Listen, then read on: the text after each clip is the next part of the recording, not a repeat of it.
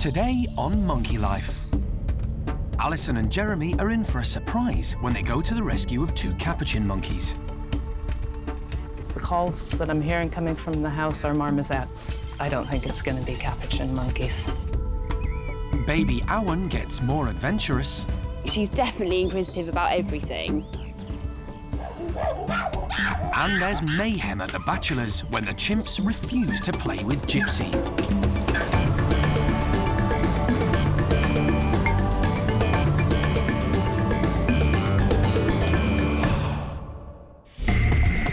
Monkey World in Dorset, set deep in the English countryside, is the largest sanctuary of its kind on the planet. The team, led by Dr. Alison Cronin, rescues and rehabilitates abused and unwanted primates from all over the world. Nothing's ever straightforward on these. The park provides a home for more than 240 monkeys and apes. Its aim is to give them as happy and natural a life as possible.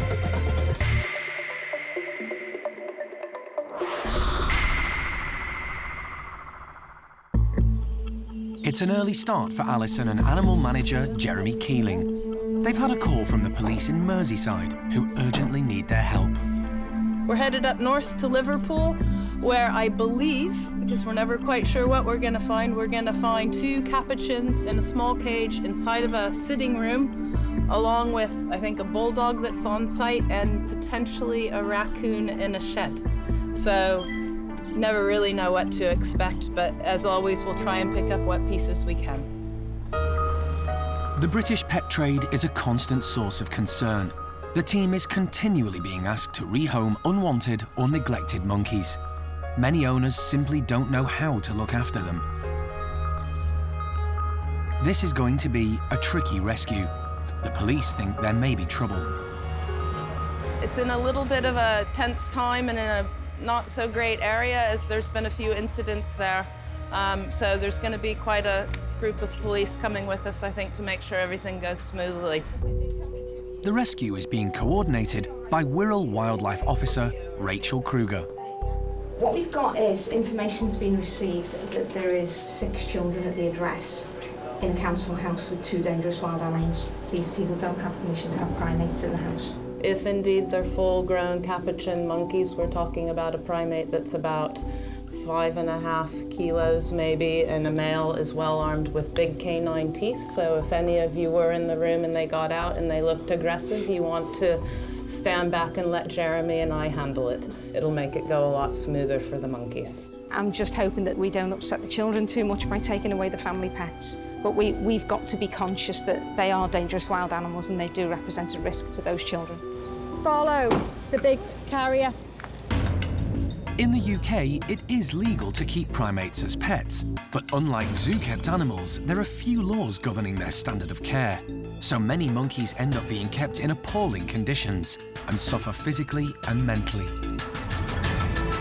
Yeah, they're all ready. When Alison reaches the house, there's a surprise in store. Marmosets. The calls that I'm hearing coming from the house are marmosets. So we'll see what's in there, but I don't think it's going to be capuchin monkeys. It sounds like the team could have a problem. To keep capuchins, you need a dangerous wild animals license, but you don't with marmosets, which makes them more difficult to confiscate. On top of all that, the gear they've brought to handle and transport the animals is meant for capuchins. Hey, sweetie. Yeah, they're common marmosets. Obviously. Who did you get them from? I bought one in Birmingham and one up in Scotland. Okay, and are they, like, friendly and they come out and hang out with you? Yeah, they just sit on your shoulder. Yeah. What's your name, please? You're a girl. Hey, sweeties. What are their names? Clyde is Scottish, that's the girl. Clyde? And Clydie. Charlie. Clydie and Charlie. Is from Birmingham. Okay. The house is full of animals. Alison is not impressed. It's a real problem having marmosets collared in a cage. They can hang themselves. It hasn't been cleaned in months, if not years. Outside, they make another grim discovery. Wow. There is a raccoon in the shed. It's got terrible matted fur, and it's living in so much filth and excrement. I haven't seen the like of something like this for a while. Poor little chap. If you stick your head in there, it's living in its own excrement. Its fur's matted, it's underweight. It's really not good. It's really very poor. Alison is concerned about the health of all 3 animals. The one's got pretty bad rickets. I know, I've seen that, yeah. What do I get for that? Well, it needs the right vitamin supplements. It's all down to nutrition. But I think what I would suggest to you is whether or not you consider signing them over. That would be my advice to you. They cost me £4,000. Feeding 4,000, you didn't pay 2,000. Sorry. I paid one that on. 1,600 for one, 15 for the other. Excuse me, but you were done then. Well, I was done then. But that's what I exactly paid. But feeding them biscuits. I don't feed them biscuits. That's the kids. But whatever, and it's not been cleaned and so on. Really, it hasn't been cleaned because I do it all the time. I've got the steamer there. But there are steam. animal welfare issues, so my advice to you just would be to sign them over so that you don't get grief. But I'm not going to get grief. I'm going to clean them all up. It's very sad. I don't think he means them harm, but the animals aren't being kept appropriately, so they need to go. But Alison has a tough job on her hands if she's going to persuade the owner to hand the monkeys over.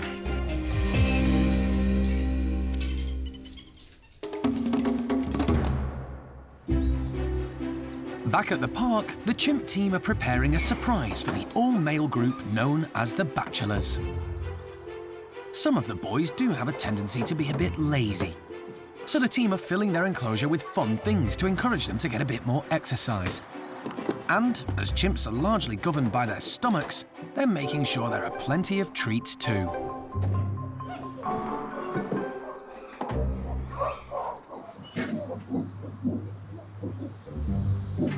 When they first appear, the boys are unusually quiet.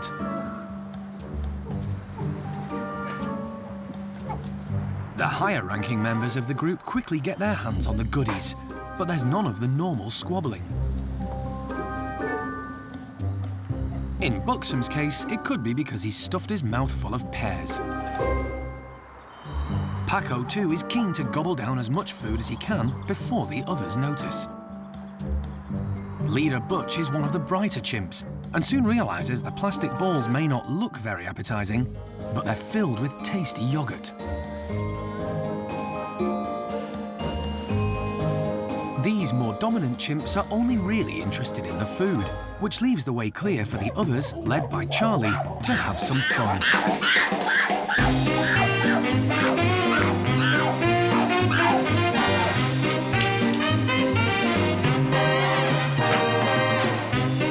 Seamus, who's not the cleverest, strikes lucky when he finds nuts in the barrel. But the others just want to cause mayhem.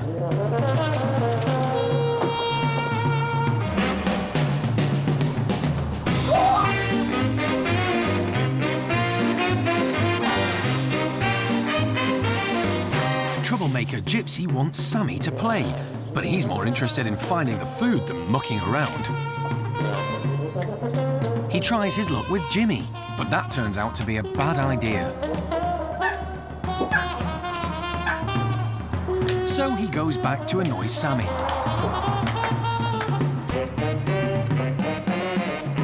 Seamus thinks he's safe, but he's wrong. Gypsy is getting on everyone's nerves. Maybe Buxom and the higher rankers had the right idea after all.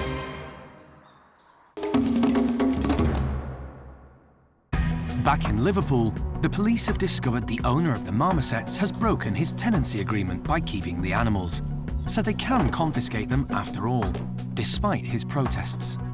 And Rocky the raccoon is going to be rehomed too. Okay, just careful, you don't want to have him sick. Jeremy resorts to bribery to entice him into his travelling crate. Now, but it was all in the wrong manners. He actually went straight into the boat. Even the cameraman could have done that, it was so easy. We put food in the box, and he's very hungry. He's troughing away. He's already eaten a whole banana, an entire half a bag of grapes, and a nectarine. Here you go, Rocky. Hi, young man. Jeremy is hoping Charlie and Clydie will be as accommodating as Rocky. She's got the collar, you can just grab that.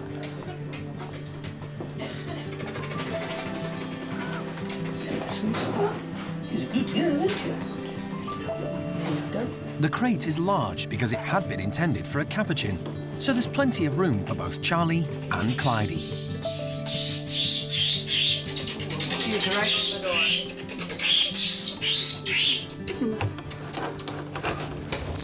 Fun.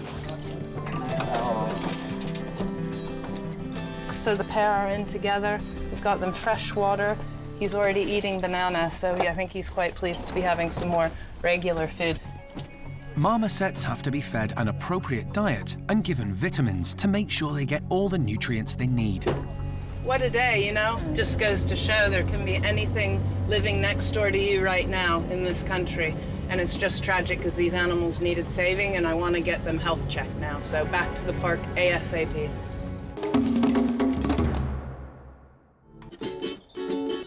It can get pretty hot at the park in the summer, so the staff sometimes give the residents ice lollies to help them cool down. And today, it's the turn of Gordon's group. There are 6 orangutans in this family. The youngest is baby Awan, who's now 18 months old and growing up fast. Orangutans learn everything from their mothers, and Awan's adoptive mum, Xiao Kuai, is a great teacher. The youngster has started exploring on her own, but Xiao Kuai is never far behind. She's definitely inquisitive about everything. And I think she almost looks back at her mum and thinks, I'm just going to go a little bit further. Just, you know, so she pushes it. So she's definitely got some character there. If she takes after her mum, then she'll be a very dominant and well-rounded animal. Not all the female orangutans at the park are maternal, but Xiao Kuai is a great mum. She already has 2 sons, but didn't hesitate to take Awan under her wing when her mother rejected her at birth. She's always got her eye on her, so if any of the other females get too close that she's not too happy about, or if Gordon comes over, she's always got her eye on her, and she will go down and get her if she feels that she's in any danger or she's a little bit worried. So she's a good mum. She's supportive, but she gives her enough independence so that she can do a little bit of her own thing. Awan is lucky because she has several doting aunties in the group who love playing with her. I think Xiao Kuai is enjoying having the interest from the other females towards Awan. It does give her a bit of downtime. She can maybe go off and relax while she's got some babysitters all around her. In the wild, orangs stay with their mums for up to 7 years, but here at the park, they tend to get separated from them a little earlier. Xiao Kuai's younger son, Jin, is now 4 years old and quite independent. The orang team are beginning to think it may be time for him to move on. We are considering moving Jin away from Xiao Kuai and actually away from Gordon. Naturally, males wouldn't be living together. They would be fighting over their females and their territory and would end in serious injuries. And we've seen a few warning signs where maybe Gordon's just getting a little bit intolerant of Jin, certainly when he's trying to mate his mum or he's showing any sexual interest in any of the females and Jin's getting in the way, and, you know, accidents can happen. He's a big animal. So I think it may be time to consider moving him. It would be to the nursery, as he's a young animal and he needs sort of young companionship and some other figures that we have over there. The nursery is a great place to be, and I'm sure he'd absolutely love it. But it will be a huge wrench to separate Jin from his mum, so the team will need to consider all the options before they make a decision.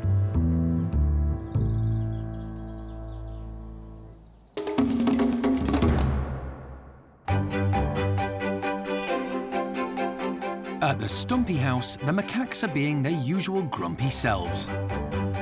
These monkeys take life at a much slower pace than other residents at the park. But the team have come up with an idea to entice them outside. They found a rotten tree, so have decided to put it in their enclosure. In the wild, Stumpies spend most of their time foraging on the ground for seeds, fruits, and insects. This tree should be full of tasty grubs and so encourage natural behaviour.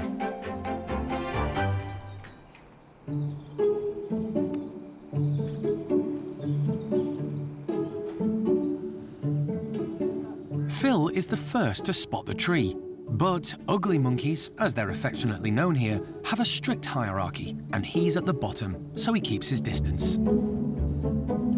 As does another low ranker, elderly Paddy. Which leaves the way clear for Sylvie and leader of the group Sam to get stuck in.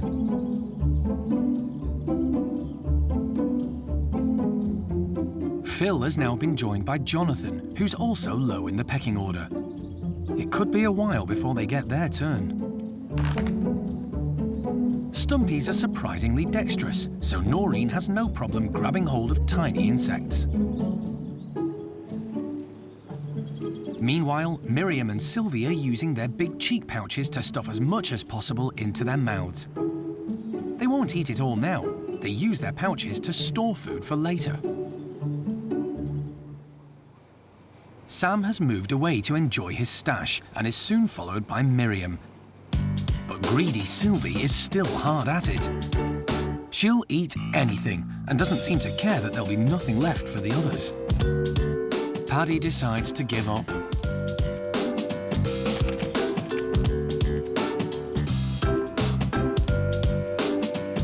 But Phil and Jonathan are ever hopeful and bide their time. Finally, Sylvie has had enough, leaving the tree free at last. Jonathan makes his move. But just at that moment, Charlie, who's the lowest ranking female but still higher than Jonathan, decides to take her turn. Fortunately, she seems more interested in the camera than the grubs. Which means Jonathan and Phil can nip in to pick up the scraps. It just goes to show perseverance pays off.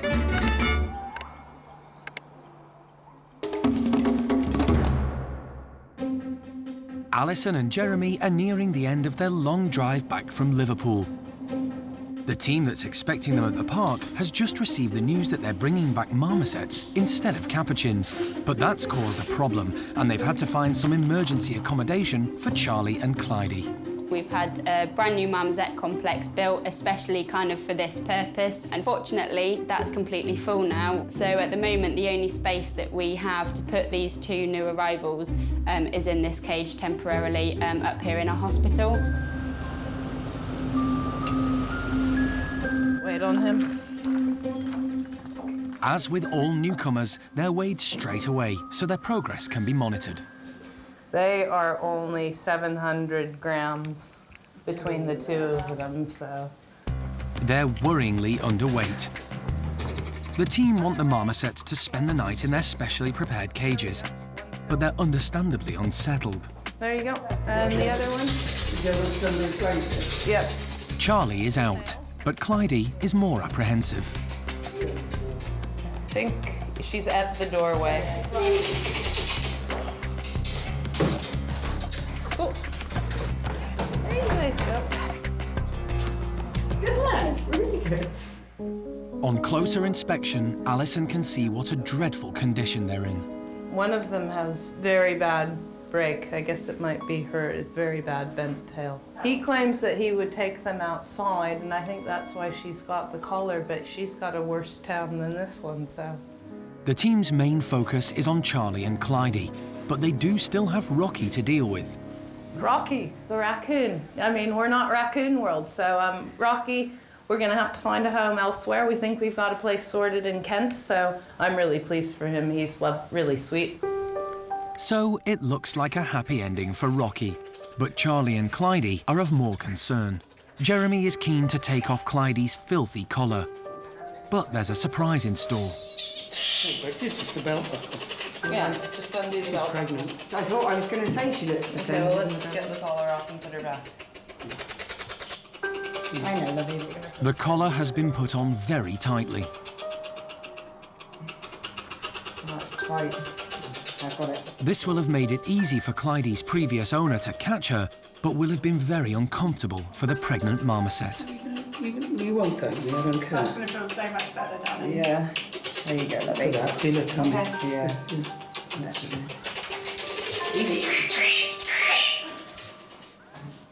Very tight? Been on for a while, isn't it? It's filthy. Yep. I'll take that up with, oh, nice. Part of the evidence chain. Yeah, it was on the very tightest last one. You can see there the mark on it. So that is quite small around her neck.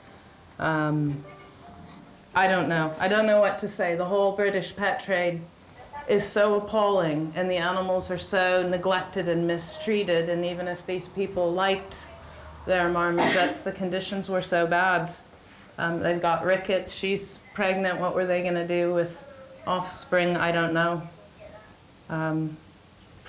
It's just tragic, really, just tragic. So we'll have to see what happens, because really, we don't have room to keep them here at the moment, so we're gonna have to really put our heads together and work out where we can keep these guys.